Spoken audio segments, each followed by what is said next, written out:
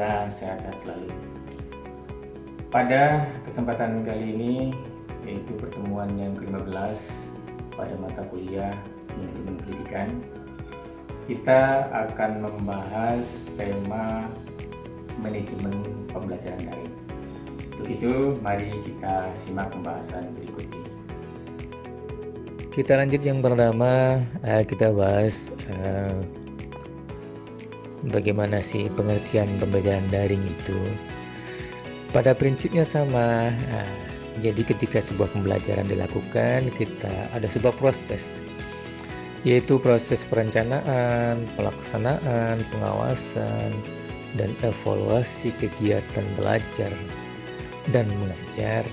Akan tapi ini dilakukan dengan cara daring atau cara online melalui jaringan internet. Nah, ini dimaksud dengan pembelajaran daring.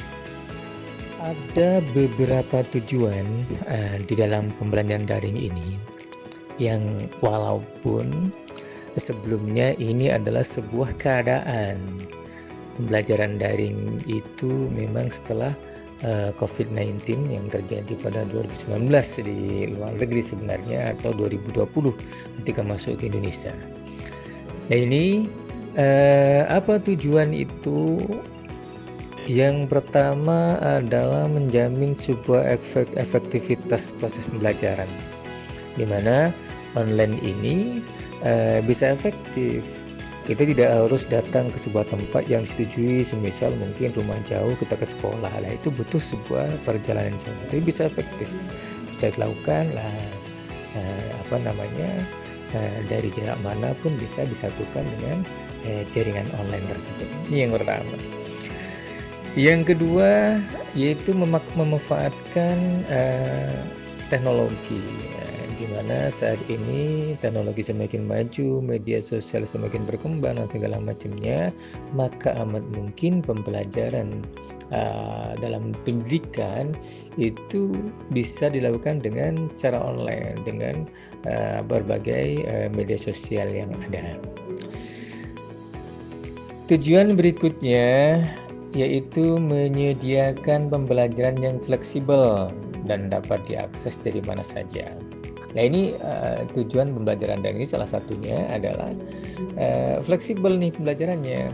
Di mana kita ada materi, kita share di platform media tersebut dan bisa diakses langsung di kapan saja dan di mana saja bisa diakses. Nah, ini tujuan belajar daring. Yang terakhir adalah mengatur interaksi di antara guru dan siswa yang ada. Jadi pembelajaran daring tidak hanya berupa suara atau berupa teks saja, akan tapi bisa interaksi langsung. Semisal kayak Zoom meeting, nah ini bisa interaksi langsung antara siswa dan guru. Berikutnya adalah kita bicara prinsip-prinsip manajemen pembelajaran daring atau online. Jadi ada prinsip-prinsip memang berada di dalamnya. Yang pertama adalah fleksibilitas. Yang kedua adalah aksesibilitas. Apa itu? Yaitu materi mudah diakses oleh semua peserta didik atau yang memang bersangkutan di dalamnya.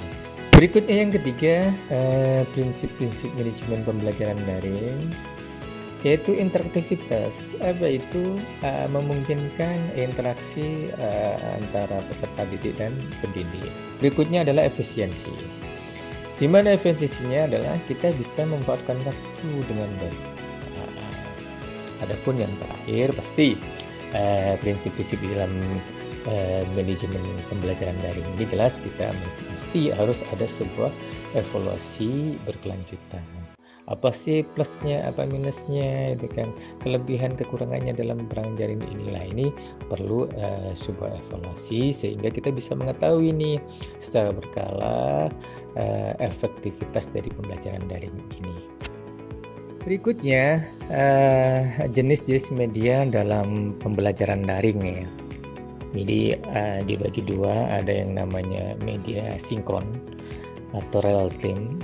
Jadi interaksi langsung ya, real pada saat ini, relatif pada saat ini ya kan gitu.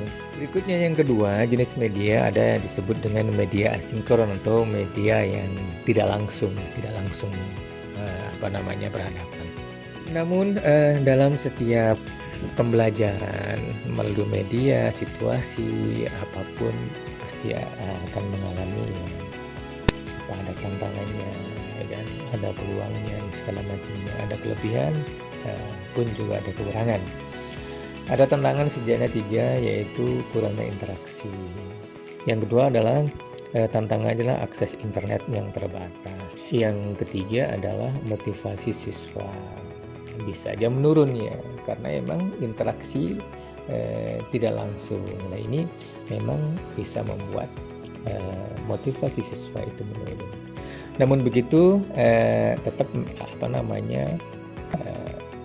dicarikan solusi yang memang bisa menjawab dari semua tantangan-tantangan itu.